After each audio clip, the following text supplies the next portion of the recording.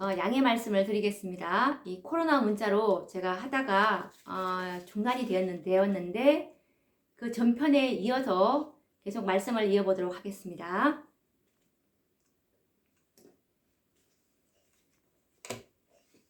미국은 일찍이 이 종교 자유와 민주공화 제도를 표방하고 세계 유일의 자유국가로 급성장하고 있었습니다. 1776년 7월 4일 영국으로부터 독립을 선언한 미국은 자유민주주의의 선봉장으로 급성장해서 명실공히 초강대국으로 등장하고 있었습니다. 세계의 질서는 왕정에서 민주공화 제도로 바뀌고 있었고, 국교 제도는 사라지고 종교 자유의 물결은 전 세계를 휩쓸고 있었습니다. 이 모든 변화의 주체는 미국이었는데요. 이런 상황에서 1917년 소련의 공산주의 혁명은 북방왕 미국에게 큰 타격을 준 것임에는 틀림이 없었습니다.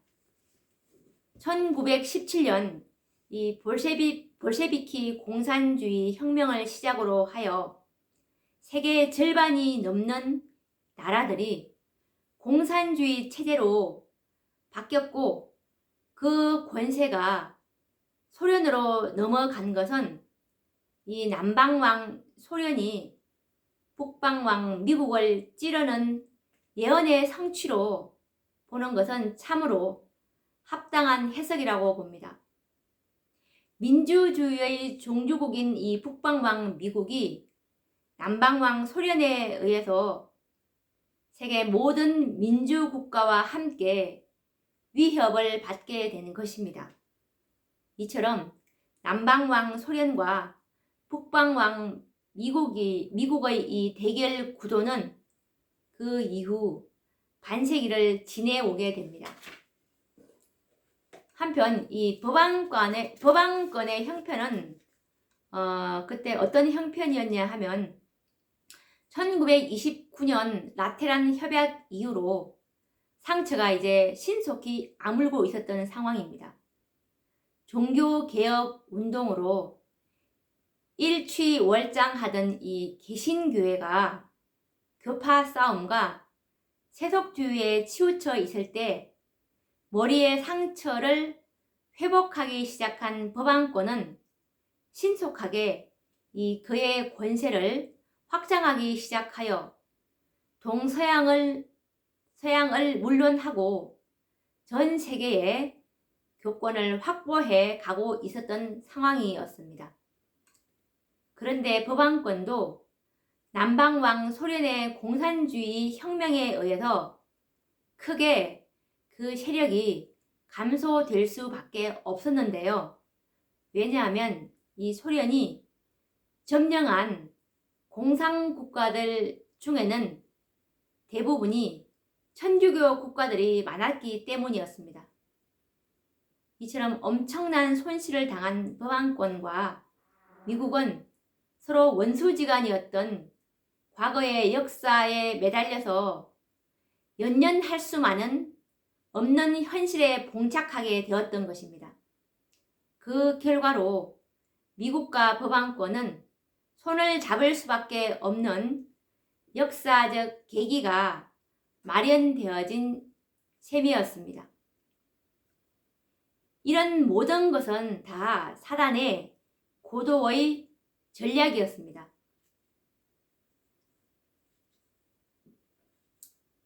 (1917년 10월에) 이 소련은 레닌에 의해서 공산주의의 혁명이 성공하고 뒤이어서 세계 최대의 인구와 국토를 가진 중국이 1949년에 중국이 공산주의가 되고, 그리고 북한을 위시한 이 아시아 여러 국가들이 공산주의가 되었는데요.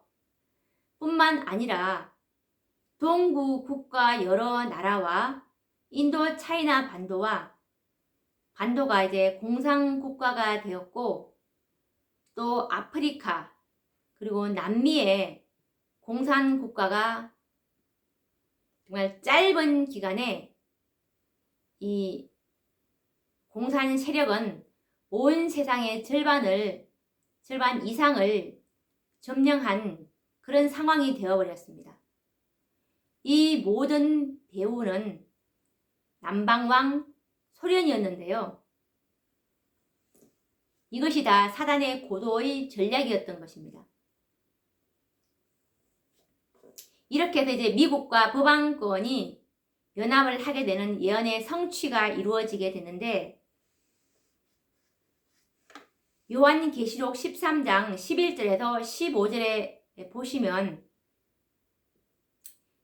미국과 법왕권이 연합해서 동맹을 맺을 것에 대한 예언이 잘 나타나 있는데 한번 읽어보도록 하겠습니다. 내가 봄에 또 다른 짐승이 땅에서 올라오니 새끼 양같이 두 뿔이 있고 용처럼 말하더라.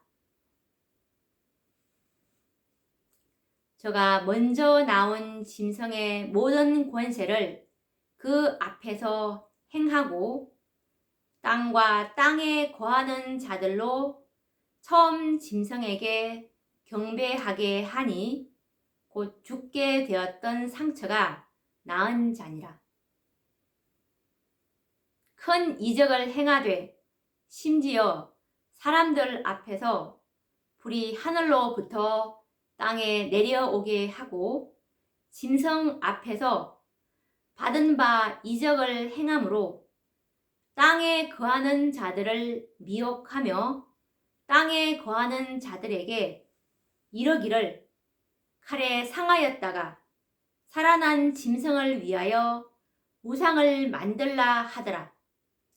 저가 권세를 받아 그 짐승의 우상에게 생기를 주어 그 짐승의 우상으로 말하게 하고 또 짐승의 우상에게 경배하지 아니하는 자는 몇이든지 다 죽이게 하더라라는 이 말씀입니다. 이 말씀은 미국과 법왕권이 연합해서 동맹을 맺을 것에 대한 예언인데, 이미 역사적 배경을 통해서 이 미국과 법왕권의 연합은 이 사단의 고도의 전략에 의한 것이고, 이 전략에 의해서 미국과 법왕권은 이제 손을 잡게 됩니다. 북방왕인 이 미국과 법왕권은 실제적으로 원수지간이었는데, 법왕권의 폭정을 견디지 못해서 신대륙으로 도망하여 세운 나라가 미국이지 않습니까? 그런데 이 남방왕인 소련의 공산주의의 혁명으로 막대한 피해를 입은 이 미국과 법왕권은 현실적으로 더 이상 과거에 연연하여 있을 수만은 없었습니다. 그래서 이제 그들은 공동의 적인 소련의 공산주의 세력을 저지하기 위해서 연합의 필요성을 이제 절감하게 되었습니다. 이 모든 역사는 사단이 자신의 대리자인 법왕권에게 지상의 권세를 주기 위해서는 이 미국이라는 초강대 국가의 원수 관계를 청산하지 않고서는 현실적으로 불가능하기 때문이었습니다. 실제적인 군사력을 가질 수 없는 이 법왕권으로서는 미국의 군사력과 권세를 이용하지 않는다면 사단은 결코 자신의 계획을 실현시킬 수 없기 때문이었습니다. 사단은 남방왕을 이용해서 법왕권과 이 미국을 연합시키는 이 계획을 놀랍게 성공시키게 됩니다. 그 역사를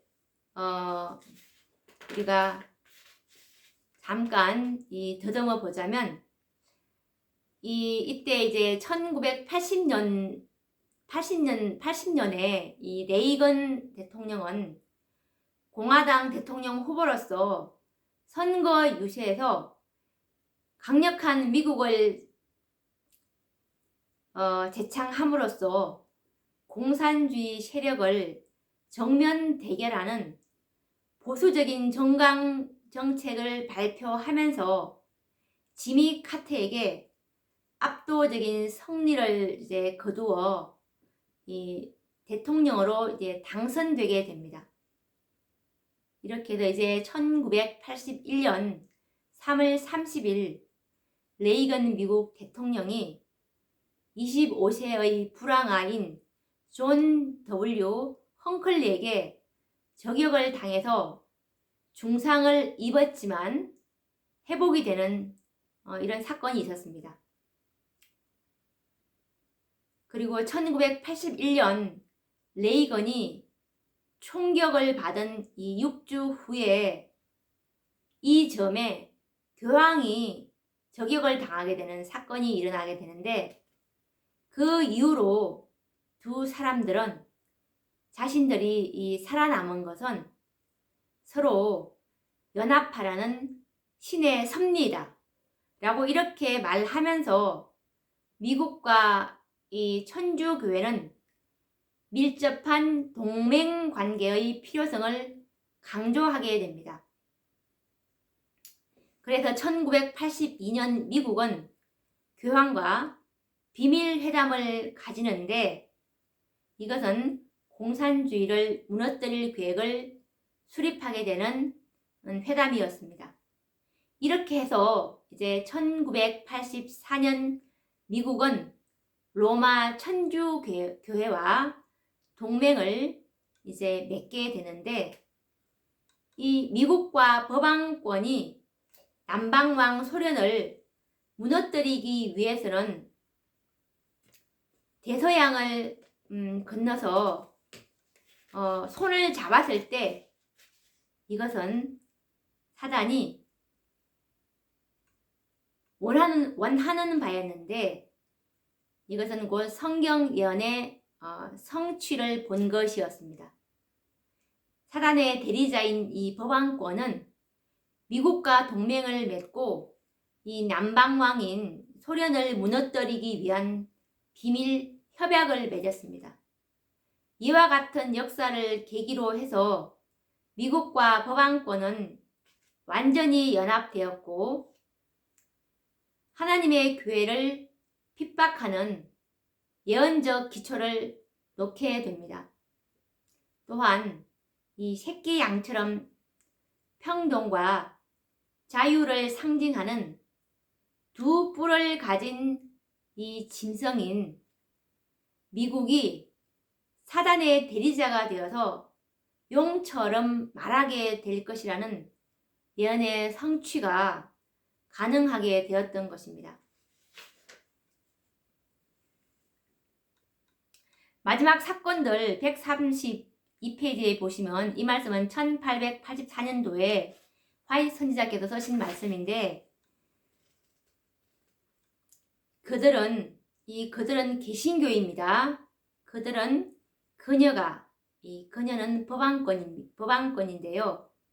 그들은 그녀가 구세계에서 이런 지배권을 개신교 미국에서 되찾을 수 있도록 문을 열고 있었다라는 말씀이 있습니다.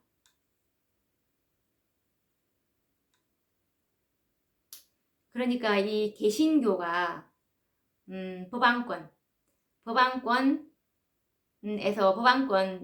구세계에서 이런 이 지배권을 개신교 미국에서 되찾을 수 있도록 문을 열고 있었다. 그러니까 이 법왕권을 위한 이 문을 미국이 열어주게 될 것이라는 그런 계시 말씀이죠. 이와 관련된 증언의 말씀은 교회 증언 5권 45페이지에도 나와 있는데 읽어보도록 하겠습니다. 하나님의 율법을 저버리고 로마 카톨릭의 제도를 강요할 법령으로서 이 나라는 정의와 완전히 인연을 끊을 것이다. 이 나라는 미국입니다. 개신교가 깊은 구렁텅이를 건너 로마 교회의 세력과 손을 잡으려고 손을 내밀고 또 그 큰 구렁텅이를 넘어서 강신술과 손을 잡고 그래서 이 세 연합 세력 아래 이 나라가 개신교와 공화 정부로서의 모든 헌법의 원칙을 거부하고 로마 교황의 거짓과 기만을 선전할 준비를 갖추게 될 때 우리는 사단이 맹렬히 활동할 시기가 이르렀고 종말이 가까웠다는 사실을 알게 될 것이다 라는 증언의 말씀입니다. 이 미국이 짐승인 이 법안권을 위해서 우상을 만들고 땅에 거하는 자들로 이 그에게 경배하게 하는 이 예언을 성취시키면 북방왕 미국은 이제 법안권의 하수인으로 전락되고 법안권은 다시금 이 중세기 때와 마찬가지로 최상권을 얻게 될 것입니다. 이때부터 이제 북방왕의 권세는 이제 미국이 아니라 이제 미국에서부터 이제 로마 법안권으로 옮겨지게 되는 것입니다. 이 예언의 성취는 요한계시록 17장에 예언된 일곱째 왕으로 이제 일곱째 북방왕인 이 법안권이 등장하게 되는 예언과 동일한 사건인 것입니다. 요한계시록 17장 10절에 보면 그 말씀이 잘 나타나 있는데 한번 읽어보도록 하겠습니다. 또 일곱 왕이라 다섯은 망하였고 하나는 있고 다른 이는 아직 이르지 아니하였으나 이러면 반드시 잠깐 동안 계속하리라 라는 이 말씀에서 일곱 왕이라 다섯은 망하였고 이 다섯은 다 아시다시피 바벨론, 메데 페르시아, 그 다음에 그리스 헬라, 그 다음에 로마 법안권 이들은 망하였고 하나는 있고 이 하나는 미국입니다. 하나는 있고 다른 이는 아직 이르지 아니하였느니 이 다른 이는 앞으로 일곱 번째 북방왕이 될 로마 법안권을 상징하고 있는 것입니다.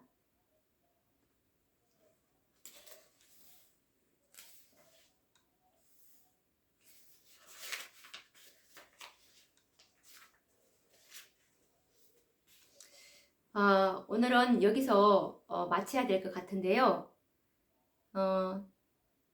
지난 시간에 같이 이어서 이렇게 연결해서 보시면 감사하겠습니다. 오늘 끊어져서 연구하시는데 방해가 되지 않았나 모르겠습니다. 앞으로도 이런 일이 있을 수도 있는데 이해 바라시고 또 다음에 이 다니엘서로 또 찾아뵙도록 하겠습니다. 다음 시간에 뵙도록 하겠습니다. 감사합니다.